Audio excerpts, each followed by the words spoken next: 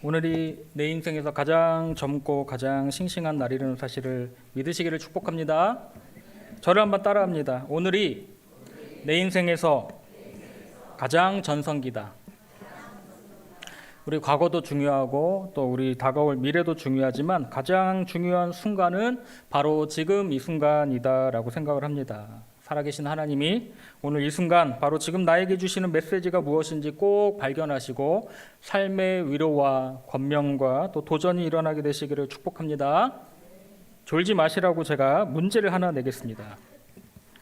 지금 이야기하는 이 사람은 누구일까요? 맞추시는 분들에게는 제가 젤리를 하나 선물 드리겠습니다. 우리 중고등부에서 이제 말씀 암송을 시작했어요. 그래서 이제 가장 이제 짧은 말씀들로 해가지고 한 주간에 하나씩 외우자 해가지고 이제 시도를 하고 있는데 아이들이 너무 잘하고 있습니다. 너무 잘하고 있고 처음에는 쭈뼛쭈뼛 손도 못 들고 암송도 못 하고 그러다가 이제 제가 이제 젤리를 하나씩 주면서 이제 3명 정도 이렇게 이제 암송을 하고 있는데요. 목사님 왜 꼭 3명입니까? 그렇게 이제 물어보면 제가 편의점에서 2+1을 사서 그렇다 제가 그렇게 얘기를 합니다. 자, 우리 화면에 보시고요. 문제 나갑니다. 아랍에미레이트 아부다비 왕자 맨체스터 시티 구단주 아시면 정답하고 손을 한번 들어주세요. 개인 자산 25조, 가문 재산 1000조 이상. 누구일까요? 손을 들고. 네. 크게 한번 다시. 만수르요? 본명이 뭐죠? 만수르 본명이. 자, 정답 보실까요? 만수르 맞습니다. 본명이 저렇게 길어요. 이 만수르가요. 이따가 저기 젤리를 하나 선물 드리겠습니다. 네. 가은이 오늘 암송에서 젤리 받았죠? 네, 하나 받았는데. 자, 몇 해 전 만수르가 자신의 SNS에서 자기 아들이 색칠 놀이를 하고 있는 사진을 이제 게재를 했는데요. 사진 한번 보여주세요. 저기 이제 자기 아들 미술 공부를 시키는데 저 흰 말에다가 얼마나 비쌉니까? 저 흰 말에다가 색칠을 해가지고 얼룩말로 만드는 미술 수업을 저렇게 하고 있습니다. 저 사진을 접한 네티즌들은 만수르가 아빠라 참 너는 너무나 부럽다라는 내용이 줄을 이루었습니다. 부러우면 지는 거다라는 말이 있는데 저도 조금은 이제 부럽기도 합니다. 나에게도 만수르와 같은 아빠가 있었으면 얼마나 좋았을까라는 생각도 들 때도 있지만 그러나 여러분 우리에게 이보다 더 멋진 아버지가 계시다는 사실을 믿으십니까? 누구시죠? 하늘 아버지십니다. 할렐루야. 그러니까 우리 주님은 우리 삶의 현실에 많은 관심을 갖고 계십니다. 우리가 예수를 믿고 신앙생활을 한다라는 것은 우리의 삶을 현실을 결코 무시하라는 이야기가 아닙니다. 어디 산속에 들어가 가지고 신앙촌을 형성하고 집단촌을 형성해서 그렇게 믿는 종교가 우리가 믿는 종교가 아니죠. 기독교는 세상 속으로 들어가서 불신자들과 같이 부대끼면서 그곳에서 빛과 소금의 역할을 사명을 감당하는 것이 바로 예수님이 원하시는 성도의 삶이라고 말할 수 있습니다. 그런데 오늘 본문에 무엇을 먹을까, 무엇을 마실까, 무엇을 입을까 하지 말라 이 말씀만 놓고 보면은 오해할 수가 있습니다. 주님이 이런 말씀을 하신 의도가 무엇일까요? 사람들은 의식주의 문제를 전혀 신경 쓰지 말아야 할 영적인 것으로 생각하는 사람들이 더러 있습니다. 그러나 우리가 이 땅을 살면서 정말 그러한 것들에 관심을 가지지 말아야 됩니까? 먹고 사는 것, 우리 아이들 교육시켜서 또 좋은 진로를 열어주고 하는 것, 남편이 회사에서 열심히 일해서 승진해서 열심히 일하는 것, 또 남들보다 더 저축을 열심히 해서 또 내 집 마련의 꿈을 가지고 열심히 사는 것, 여러분들 우리가 영적으로 산다라는 것은 현실에 관심을 끊는다는 것을 의미하는 것이 아닙니다. 영적으로 산다라는 것은 현실에서 오는 쾌락이나 죄악된 생활을 거부하라는 말이지 세상 자체를 거부하라는 것이 아니죠. 우리 하나님은 육체적인 부분에도 관심이 없는 분이 아니십니다. 우리가 천국 가기 전까지는 우리가 발을 딛고 사는 이 세상의 이 땅의 현실을 우리가 부정하면 안 되는 것입니다. 남자들이요 성인이 되면은 어디를 가죠? 20살이 되면 어디를 가죠? 거의 군대를 가잖아요. 어느 이단 종교에서는 양심적 병역 거부라고 해가지고 또 군대도 안 가려고 그러고, 또 군대는 갔는데 나는 총을 들기 싫다라는 이유로 해서 또 종교적인 신념으로 인해서 사회적인 무리를 일으키기도 했습니다. 우리가 대한민국 국민이라고 한다면 세금도 내야 되고요. 더더군다나 크리스찬이라고 한다면 우리가 사는 이 세상의 문제에 있어서 우리가 관심을 끊는 것이 아니라, 소홀히 하는 것이 아니라 우리가 더 적극적인 관심을 가지고 살아야 할 줄로 믿습니다. 열심히 세상을 살아가되, 우리가 직장 생활을 하고 돈을 벌고 자녀를 양육하며 살아가되, 우리가 가져야 될 가장 큰 첫 번째 우선순위는 우리 하나님이 되어야 한다라는 것입니다. 할렐루야. 따라서 우리가 무엇을 먹을까 마실까 입을까 하지 말라, 이 말씀은 먹는 문제, 입는 문제를 위해서 일은 하되 돈을 버는 것에만 몰두하고 세상의 마음을 다 빼앗긴 성도의 삶을 지적하고 계신 것입니다. 우리가 세상을 살면서 이 현실적인 문제를 무시하고 살 수는 없다라는 것입니다. 저희 가정도요, 이제 아이가 셋이다 보니까 이제 특히 딸들이잖아요. 누가 그러더라고요. 목사님은 참 좋으시겠어요. 왜요? 딸들이 하도 여행을 보내줘서 비행기 안에서 죽는다 그러더라고요.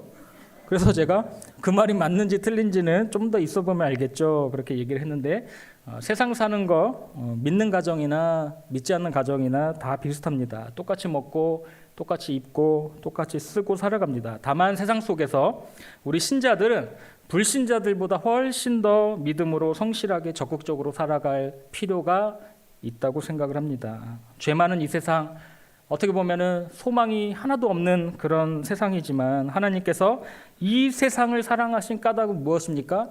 여전히 구원받아야 될 백성들이 있고 또 이 땅을 회복시키기를 원하시기 때문에 그렇습니다. 할렐루야. 그래서 우리가 결코 세상을 거부하거나 포기해서는 안 됩니다. 오히려 더 열심히 성실하게 적극적으로 살아가야 합니다. 우리의 모습은요, 불신자들이 바라보는 성경이라고 합니다. 어떤 사람이 그런 얘기를 하더라고요. 우리들의 모습이 불신자들이 보는 성경이다. 그러니까 우리 각 개인의 삶을 통해서 불신자들이 또 우리의 모습을 보고 교회를 이해하고 또 기독교를 이해하기 때문에 그렇습니다. 그러므로 세상에서 다른 사람들처럼 치열하게 살아가되 우리가 하나님을 놓치는 일이 없도록 내 안에 주님으로 가득해서 우리 주변의 어두움을 밝게 비추는 그런 사명들을 잘 감당해 나가시기를 축복합니다. 오늘 본문을 보니까요, 한 줄로 중심 문장을 요약을 하면 이렇습니다. 결코 염려하지 말라는 것이죠. 누구에게 주시는 말씀인가요?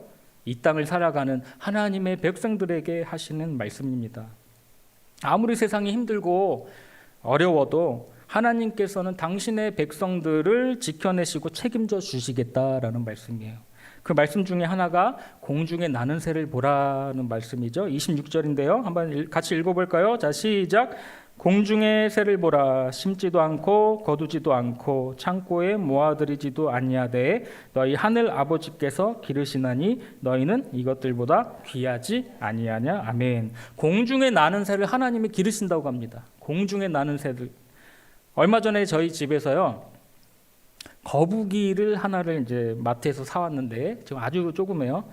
그러니까 우리 가족 모두가 이 애완동물을 키우는 거를 다 꺼려해가지고 이제 거북이라도 키우자 하도 이제 막내가 그렇게 졸라가지고 사왔는데 큰일입니다. 이 거북이 알아보니까요, 성장 속도가 너무 빨라요. 성장 속도가 너무 빨라가지고 한 20cm 이상 큰다고 합니다. 근데 그게 또 오래 살아요. 20년, 30년 산다고 합니다. 지금은 아주 조그만데 이 조그만 거도 제가 만질 때 좀 징그럽더라고요. 제가 해병대 출신인데 징그럽더라고요. 겁이 많아요, 제가. 동물을 별로 좋아하지 않습니다. 제 아내가 어디 가서 이런 말 함부로 하지 말라고 그러더라고요. 우리나라 반려동물 키우는 사람이 1000만 명이 넘었다. 그런 시대에 뒤떨어진 소리를 하지 마라. 큰일 날 소리다라고 그러더라고요. 이제 동물 중에서 새가 있잖아요. 이 조류, 날아다니는 새를 제가 관찰을 해보면 저는 너무나 감탄합니다. 어떻게 저렇게 새들의 깃털과 무늬가 저렇게 아름답고 형형색색 너무나 아름다운지. 제가 사진 한번, 저게 공작새인데요. 저 어떻게 만들 수가 있죠? 사람이 만들 수가 있습니까? 저런 색깔과 무늬와 깃털을? 그러니까 저는 사진 됐습니다. 저는 저 새들을 볼 때마다요, 야, 하나님은 정말로 창조적인 디자이너시다. 저는 그렇게 감탄이 됩니다. 저 새들조차도 하나님께서 저렇게 디테일하게 만드셨구나. 이 새들이 먹이를 찾기 위해서 얼마나 부지런히 날아다닙니까? 날개짓을 얼마나 합니까? 하나님이 알아서 다 먹이시니까 가만히 앉아 있으라는 말이 아닙니다. 우리가 하나님의 도우심을 구해야 되지만 내가 살아야 될 삶의 현장에서는 치열하게 땀을 흘려야 됩니다. 지천에 먹을 것이 다 깔려 있어도 먹이를 구하려면 어떻게 해야 되죠? 일찍 일어나서 먹이를 찾아야 됩니다. 남들보다 부지런히 더 성실하게 적극적으로 살아야 됩니다. 신앙이라는 핑계로 하나님께서 다 하실 것이라는 아니라는 생각으로 그렇게 살아서는 안 됩니다. 새들 중에서요, 제가 이제 설교를 준비하면서 보니까 그 어른의 엄지 손가락만도 작은 새가 있더라고요. 그게 이제 사진 한번 보시면은 상모솔새라고 합니다. 상모솔새, 엄지보다 작은 새예요. 저런 새도 있더라고요. 이렇게 작은 몸집의 새는 이 물리학적으로나 생물학적으로 영하 30도를 넘나드는 북극에서는 살 수가 없다고 합니다. 이 학자들이. 그런데 이 새가요, 지금도 북극에서 살고 있어요. 저 상모술새가. 그래서 이 새가 어떻게 이 북극의 추운 겨울을 보낼 수 있는지 하인리라는 생태학자가 연구를 했습니다. 핵심이 뭐냐면 열 손실을 줄이기 위해서 이 작은 새들이요, 무리를 지어가지고 밀착하면서 그 겨울밤을 지낸다고 합니다. 그러니까 서로의 온기를 나누는 것이죠. 서로의 온기를 나누는 거예요. 얼마나 성경적입니까? 그러면서 영하 30도를 넘는 그 추운 북극의 겨울밤을 이겨낸다고 합니다. 그러니까 이 새의 특징이 몸집이 작기도 작지만 이게 가만히 있지를 않고요, 계속 날개짓을 1분에 45회를 계속 퍼덕이고 날아다니고 먹이를 찾는다라는 것이죠. 그러니까 몸을 계속 움직이니까 체온이 유지가 되는 거예요. 이 새가 부지런히 날아서 겨울나무 껍질 사이에 숨어 겨울을 보내는 나방의 유충을 발견합니다. 지금까지 먹어온 것만 찾아다니지 않고 새로운 먹잇감을 끊임없이 찾아내는 것이죠.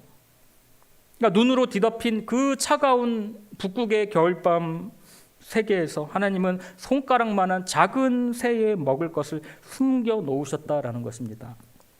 작은 몸집의 한계를 가졌지만 혹한에 얼어 죽지 않게 하시고 아무리 북극이라 할지라도 먹을 것이 있다라는 것을 가르쳐 주는 것이죠. 저도 지금까지 살아오면서요, 하나님의 은혜로 살아왔습니다. 그 고백밖에는 드릴 것이 없고요. 우리 양가 부모님이 다 살아계세요. 양가 부모님이 다 계셔서 이제 많은 도움을 받고 살아왔습니다. 제가 고생 많이 한 사람으로 보입니까? 아니면 만수르와 같이 이렇게 고생 안 하고 살아온 것처럼 보이십니까? 어떻게 보이세요? 고생 안 하고 살아온 것처럼 보이세요?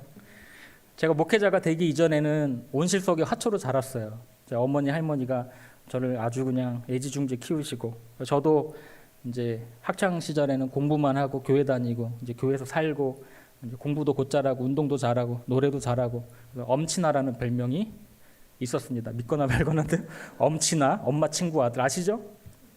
그러니까 저의 청소년기, 청년기를 뒤돌아보면은 고생도 안 하고 이렇게 살아왔는데, 제가 이제 군 생활을 이제 직업 군인으로 시작을 했어요. 그렇게 하다 보니까 이제 가정을 꾸리게 되고 또 전역 후에 목회자의 길로 가다 보니까 이 경제 문제가 만만치가 않더라고요. 그래서 제가 이제 32살 여름에 이제 대위로 전역을 하고 바로 신대원을 간 것이 아니라 제가 이제 입학 때까지 남은 기간이 또 있었어요. 그래서 처자식이 있다 보니까 돈을 또 벌어야 되잖아요. 그래서 서울에 있는 모 대학교 연구원으로 80대 1의 경쟁률을 뚫고 취직을 해서 잠시 살았습니다. 놀라시지도 않으시네요. 80대 1의 경쟁률을 뚫었어요. 신학교에 입학해서는 제가 이제 일을 못하니까 새벽에 신문을 돌리고 또 야간에 날을 새면서 편의점 아르바이트를 하고 또 그 빵을 만드는 회사에 취직을 해가지고 냉동고에도 하루에 수차례 들어갔다 나왔다 하니까 이제 다음날 몸이 안 움직여요. 눈은 딱 떴는데 몸이 안 움직여가지고 못 일어나는 거예요. 입사한 지 하루 만에 냉동됐다 해동됐다 냉동됐다 해동됐다 이걸 하니까 반복을 하니까 여기 못 다니겠다 그러면서 하루 만에 퇴사도 한 적이 있고요. 또 이제 고속도로 톨게이트 팀장으로 들어가가지고 이제 거기서 일을 하는데요. 점심 먹을 시간도 안 주고 점심도 안 줘요. 그래가지고 제가 삐져서 나오기도 하고, 저는 밥을 제때 안 주면 삐집니다. 어느 큰 건물의 경비 팀장도 해보고요.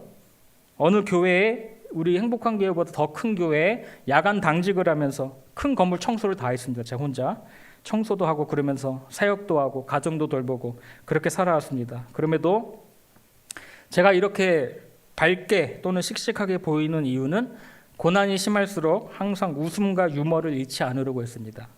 유독 저 사람이 유머가 많고 웃음이 많고 표정이 밝으면 성격이 좋아서 그런 것도 있겠지만, 저 사람은 참 고난이 심했구나, 연단이 심했구나라고 생각하시면 틀리지 않을 것입니다. 우리가 이 세상에서 신자라는 이유만으로, 성도라는 이유만으로 세상을 살아가기가 참으로 만만치가 않습니다. 거짓과 술수와 온갖 악이 횡행하는 불신앙의 세계에서 하나님의 백성이 먹을 것을 찾아낸다라는 것은 결코 쉬운 일이 아닙니다.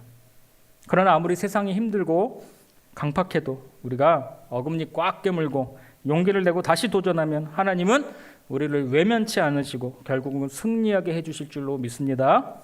하루는 새벽 2시, 3시에 제가 편의점 아르바이트를 하다가, 제가 하도 감성적이에요. 그래가지고 밖에 나와서 보니까 별들이 너무 찬란한 거죠. 절로 기도가 나와요. 아브라함과 이삭과 야곱과 저의 하나님 하면서, 언제까지 이런 생활을 해야 됩니까? 저 좀 도와주십시오. 이런 기도를 이제 하게 되잖아요. 힘드니까. 하게 되면 하나님은 기가 막힌 방법으로 위로해 주시고, 또 꿈으로, 환상으로, 말씀으로, 음성으로 내가 너와 함께한다 말씀해 주시고, 제가 얼마나 위로가 되었는지 모릅니다. 저를 한번 따라해 보시죠. 가슴에 한번 손을 대보세요. 하나님이 지금도 나와 함께 계신다. 할렐루야. 이 믿음만 있다면 우리의 상황이 아무리 어려워도 넉넉히 이기고도 남을 줄로 믿습니다. 상황과 환경에 우리가 밀려서 좌절하고 낙심하고 주저앉아 있지 마시고, 우리 하나님은요 지금도 눈 시퍼렇게 뜨시고 살아계시기 때문에 여러분들 절대로 낙심하거나 좌절하거나 주저앉아 있지 마시기를 바랍니다. 오늘 우리 중고등부 아이들한테도, 너네들 우리 하나님은 우리가 죽은 예수 추모 동호회 회원이 아니다. 늘 지지울상으로 앉아있지 말고, 우리 하나님은, 예수님은 부활하셔서 지금도 살아계시잖아요. 그러니까 항상 밝게 그렇게 씩씩하게 우리가 신앙생활을 해야 된다. 지금도 살아계셔서 온 우주 만물을 통치하시는 하나님의 백성들이다, 자녀들이다 라는 사실을 꼭 기억하시기를 바랍니다. 이런 찬송이 있죠. 우리 가사를 한번 보시면 같이 한번 불러볼까요? 무반주로 힘을 내세요, 힘을 내세요, 주님이 손잡고 계시잖아요. 주님이 나와 함께함을 어떤 고난도 견딜 수 있잖아요. 어떤 역경도 이길 수 있잖아요. 우리 옆 사람에게 인사합니다. 힘을 내세요. 힘을 내십시오. 들의 백합화도 보면요, 그냥 피어나는 것이 아니죠. 꽃 한 송이가 그냥 피어나는 것이 아닙니다. 그 딱딱한 팔레스타인의 땅을 그 씨가 뚫고 나와야 됩니다. 뿌리를 내려 물을 흡수하고 그 줄기와 잎이 강합성 작용을 해야 됩니다. 이렇게 한 송이의 들풀도 꽃도 다 생명의 역사로 피어나는 것입니다. 하나님은 보잘것없는 작은 새와 들풀 하나에도 강한 생명력을 허락해 놓으셨습니다. 그래서 오늘 말씀은 작은 미물들에게도 하나님이 살아갈 힘을 허락해 놓으셨는데 하물며 너희일까 보냐는 말씀입니다. 할렐루야. 손가락만한 작은 새도 꽁꽁 언 북극의 숲에서 살아낼 수 있는 능력을 우리 하나님이 주셨다면 하물며 너희일까 보냐고 말씀하시는 것입니다. 그러므로 염려하여 이르기를 우리가 무엇을 먹을까 마실까 무엇을 입을까 하지 말고 먼저 그의 나라와 의를 구하라는 것입니다. 할렐루야. 우리가 먼저 하나님의 나라와 그 의를 구하면요, 우리에게 필요한 모든 것을 공급해 주시고 내가 너희를 책임져 주시겠다는 하나님의 강력한 의지의 표현이고, 이것이 하나님 나라의 공식인 줄로 믿습니다. 여러분들 이 공식을 꼭 기억하시길 바랍니다. 세상의 공식은요, 내가 열심히 노력하고 스펙 쌓고 돈 벌어야 행복이 온다고 생각하지만 하나님 나라의 공식은 뭐냐면 십자가에 달리신 예수님을 바라보는 것입니다. 이스라엘 백성들이 광야에서 원망하고 불평하며 그 하나님이 불뱀들을 보내서 죽어갈 때 민수기 21장 8절 보세요. 여호와께서 모세에게 이르시되 불뱀을 만들어 장대 위에 매달아라. 물린 자마다 그것을 보면 살리라. 9절 시작.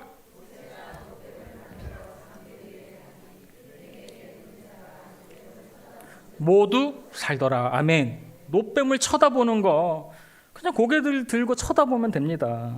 어떠한 나의 노력이나 스펙이나 내 경험이 아니라 나의 공로가 아니라 주님을 바라볼 때 사는 것입니다. 그래서 그것이 은혜입니다. 할렐루야. 주님을 그저 바라보고 하나님 아버지 외마디 기도만 드렸는데도 하나님은 그 기도를 들으시고 놀라운 구원의 은혜를 베풀어 주십니다. 그래서 우리가 무슨 일을 하기에 앞서서 먼저 하나님의 나라를 구하시길 바랍니다. 그러면 하나님이 그 마음의 중심을 보시고 나에게 필요한 것이 무엇인지 다 아시고 하나님의 때에 놀랍게 공급하여 주십니다. 저희 부부가 딸 둘을 낳고 둘만 낳아 잘 기르자 했는데 하나님이 덜컹 셋째를 주셨어요. 제가 2013년도에 서울 방화동에서 사역할 때 이제 다음 달이면 출산을 해야 됩니다. 다음 달이면.